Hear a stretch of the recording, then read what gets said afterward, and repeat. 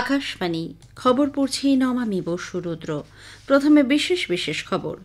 প্রধানমন্ত্রী নরেন্দ্র মোদী বলেছেন, সেমিকন্ডাক্টর ক্ষেত্রে ভারত উল্লেখযোগ্য অগ্রগতির পথে এগিয়ে চলেছে, যা আগামী দিনে দেশকে ডিজিটাল ভবিষ্যতের পথে চালিত করবে।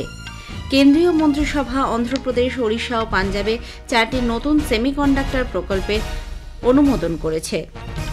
৭৯তম স্বাধীনতা দিবসের প্রাক্কালে রাষ্ট্রপতি দ্রৌপদী মুর্মু আগামীকাল জাতির উদ্দেশ্যে ভাষণ দেবেন। স্বাধীনতা দিবসের অঙ্গ হিসেবে ঘরে ঘরে তেরঙ্গা অভিযান পালিত হচ্ছে। সংসদে আয়কর বিল 2025 এবং কর সংশোধন বিল 2025 পাশ হয়েছে।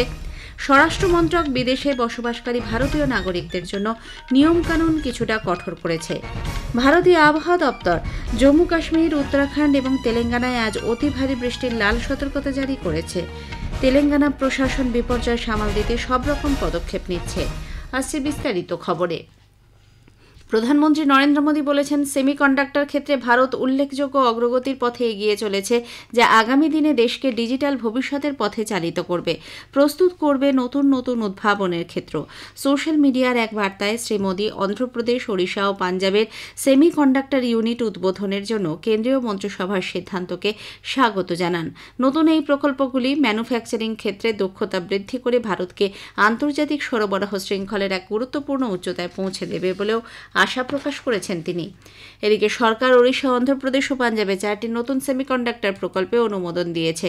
নতুন দিল্লিতে গতকাল প্রধানমন্ত্রী নরেন্দ্র মোদীর পৌরোহিত্যে মন্ত্রিসভার বৈঠকের পর তথ্য সম্প্রচার মন্ত্রী অশ্বিনী বৈষ্ণব সাংবাদিকদের জানান, এজন্য খরচ ধরা হয়েছে 4,594 কোটি টাকা। দেশে সেমিকন্ডাক্টর ও ইলেকট্রনিক্স ক্ষেত্রে সরকার উন্নত পরিমণ্ডল গড়ে তুলেছে। তিনি বলেন, মোবাইল ফোনের রপ্তানি গত 11 বছরে দেশে 127 গুণ বেড়ে 2 লক্ষ কোটিতে পৌঁছেছে। मोबाइल मैन्युफैक्चरिंग यूनिट जहां 2 थे 11 वर्ष पहले, आज 300 से अधिक मोबाइल मैन्युफैक्चरिंग यूनिट्स भारत में है और बढ़ते जा रहे हैं। उनका इकोसिस्टम बढ़ रहा है, उनके डिफरेंट कंपोनेंट अलग अलग जगह पे मैन्युफैक्चरिंग हो रहा है, तो उसका ओवरऑल एक बहुत अच्छा देश भर में इकोसिस्टम होने लगा है। मोबाइल का प्रोडक्शन 28 गुने बढ़ा है। अब 5.5 लाख करोड़ का मोबाइल का प्रोडक्शन होने लगा है। मोबाइल फोन का एक्सपोर्ट्स 127 गुना बढ़ा है, 2 लाख करोड़ क्रॉस कर चुका है। সংসদ আয়কর বিল 2025 এবং কর সংশোধন বিল 2025 পাশ করেছে। এর আগে রাজ্যসভায় আলোচনার পর উভয় বিলই লোকসভায় ফেরত পাঠানো হয়। সংসদের উচ্চকক্ষে গতকাল বিল দুটির উপর বিতর্কে জবাবি ভাষণে কেন্দ্রীয় অর্থমন্ত্রী নির্মলা সীতারামন বলেন, নতুন আয়কর আইন করদাতাদের পক্ষে অনুকূল ও সুবিধাজনক হয়ে উঠেছে। নতুন বিল 1961 আইনের পরিবর্তে একটি উল্লেখযোগ্য দৃষ্টান্ত হয়ে থাকবে। To remove any confusion in the minds of anybody, this amendment and bringing in a new law in the place of old 1961 aims at simplifying the language, the lucidity which is required for anyone to understand it, no anomalies or any overlapping language that leads to misinterpretations. So this aims at only that. Rajya Sabha ছাড়পত্র পাওয়ায় সংসদে জাতীয় ক্রীড়া প্রশাসন বিল 2025 এবং জাতীয় doping বিরোধী সংশোধনী বিল 2025 পাশ হয়েছে। জাতীয় ক্রীড়া প্রশাসন বিলটি জাতীয় ক্রীড়া সংস্থাগুলির স্বীকৃতি দানের পাশাপাশি তাদের কর্মকাণ্ডের নিয়ন্ত্রণও করবে। বিলটিতে জাতীয় অলিম্পিক কমিটি, জাতীয় প্যারালিম্পিক্স কমিটি এবং জাতীয় ও আঞ্চলিক ক্রীড়া ফেডারেশনের প্রতিষ্ঠার কথাও বলা হয়েছে। জাতীয় ডোপিং বিরোধী সংশোধনী বিল 2025 2022 আইনকে সংশোধন করবে। লোকসভায় খনি ও খনিজ উন্নয়ন নিয়ন্ত্রণ সংশোধনী বিল 2025 পাশ হয়েছে। এই বিলটিতে 1957 সালের আইনটিকে আরও সংশোধন করা হয়েছে।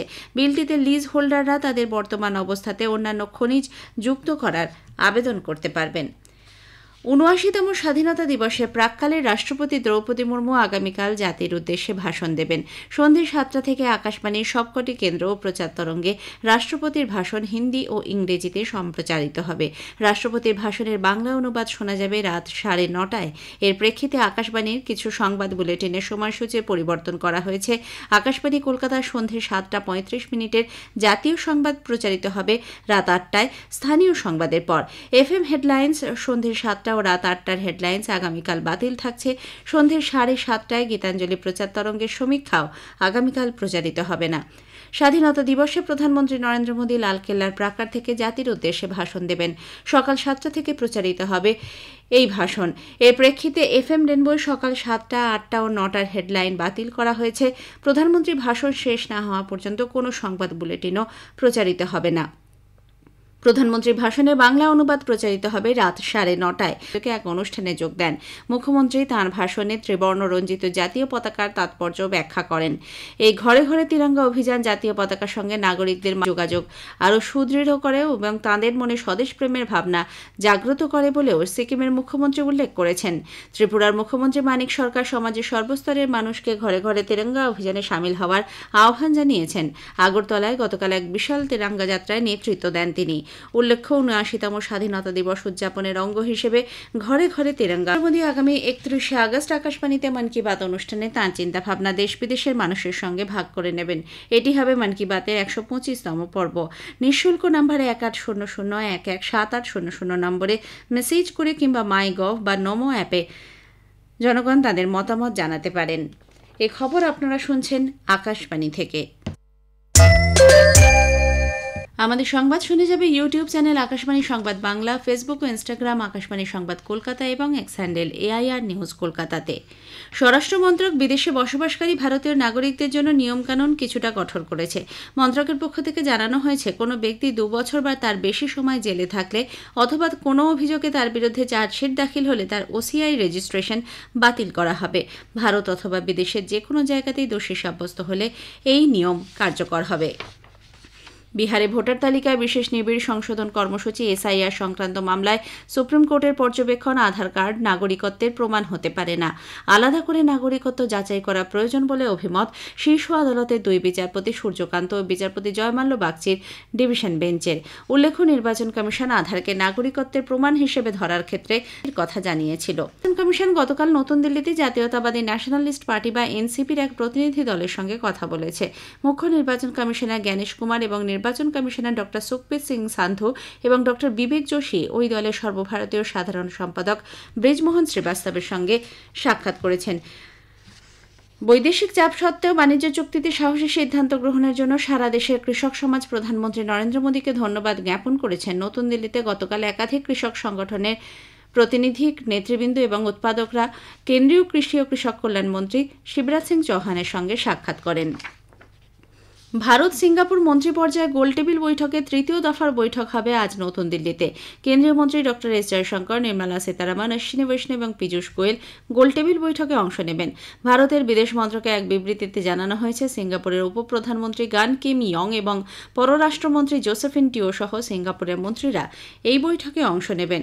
2022 সালের সেপ্টেম্বরে নতুন দিল্লিতে প্রথম ভারত সিঙ্গাপুর মন্ত্রী পর্যায়ে গোলটেবিল বৈঠক বসে। ভারত প্রশান্ত মহাসাগরীয় অঞ্চলে নিরাপত্তা সহযোগিতা বৃদ্ধির লক্ষ্যে আঞ্চলিক সফরের অঙ্গ হিসেবে 2টি ব্রিটিশ নৌযান দক্ষিণ কোরিয়া পৌঁছেছে।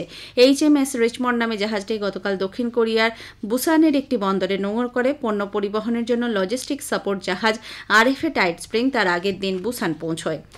ভারত সরকার বাংলাদেশ থেকে কয়েকটি পাটজাত সামগ্রীর আমদানির ওপর নতুন করে নিষেধাজ্ঞা জারি করেছে। বাণিজ্য শিল্প মন্ত্রকের DGFC এই মর্মে জারি করা বিজ্ঞপ্তি অবিলম্বে বলবৎ হয়েছে। এর ফলে পাটজাত ফাইবার, দড়ি, কেবল সহ আরও বেশ কিছু সামগ্রী এখন থেকে ভারত বাংলাদেশ সীমান্তের কোনো স্থলবন্দর দিয়ে প্রবেশ করতে পারবে না। ভারতীয় আবহাওয়া দপ্তর জম্মু কাশ্মীর, উত্তরাখণ্ড এবং তেলেঙ্গানায় আজ অতি ভারী বৃষ্টির লাল সতর্কতা জারি করেছে। জম্মু কাশ্মীরে আগামী শুক্রবার এবং তেলেঙ্গানায় আগামী রবিবার পর্যন্ত অতি ভারী বৃষ্টিপাতের পূর্বাভাস দেওয়া হয়েছে। এদিকে তেলেঙ্গানায় এই বৃষ্টিপাতের পূর্বাভাসের প্রেক্ষিতে উচ্চ সতর্কতা জারি করা হয়েছে।